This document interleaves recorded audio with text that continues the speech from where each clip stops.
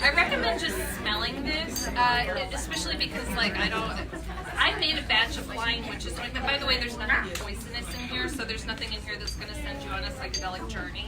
But if you want to smell it, you're welcome to. It's got sandalwood in it, mugwort. I want the psychedelic journey. Well, that batch is for after today. That's after hours. Yeah, exactly. So I think there's like cinnamon in here, nutmeg. There is wormwood, which wormwood is actually used to make absinthe, I think. So there is a little bit. I mean, it's not for ingesting. There's jasmine. So if you want to smell it to kind of get into the mood of the season. Sounds like it would smell amazing. It is. It kind of smells very inviting, very warm and inviting fragrance. So let's start with some questions. Who here has heard of Samhain before? Yeah, we've got a few people that are familiar with Samhain. Who here has celebrated Samhain? So I'm gonna pry. How do some of you celebrate Samhain?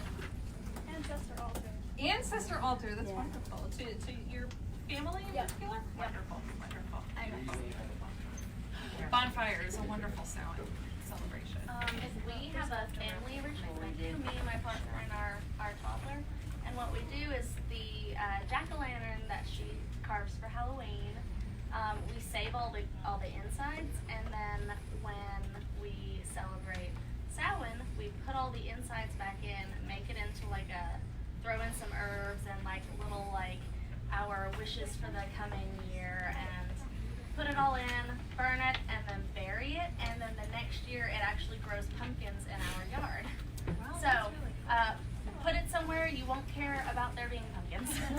You just took from my lesson plan. We must be floating on the same level. So yeah, one of the wonderful things about pumpkins is that because of its shape, it definitely is connected to fertility and abundance. And one of the magical things I like to do with pumpkins is I take the seeds and I imbue them with wishes, and I plant them, and I ask the earth to allow that wish to manifest and grow as the pumpkin does.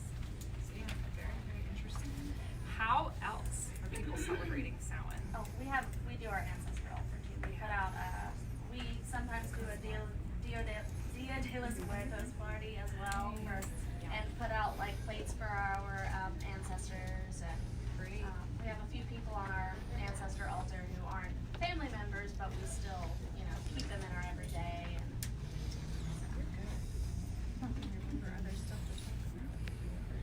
Anybody else want to share what they do? Yeah. You gotta do a divination. Yeah, absolutely. Divination is a good one. And I have some divination stuff up here today too that I'm happy to pass around and share with the people if anybody wants to try. Yeah, what do you do? Our group, we like to do a pumpkin carving party, and we'll carve sigils and stuff on them. Yes, that's a great idea. But we also do cemetery walks. Ooh, wonderful. Well, that's a great idea too. What's the one that's around here? Mount Olivet is a very, very interesting cemetery, and there's there's this very, very curious monument or a grave that's shaped like a pyramid, like the Great Pyramid, and they've got Sphinx statues in front of it. So if you're trying to find a very peculiar looking gravestone,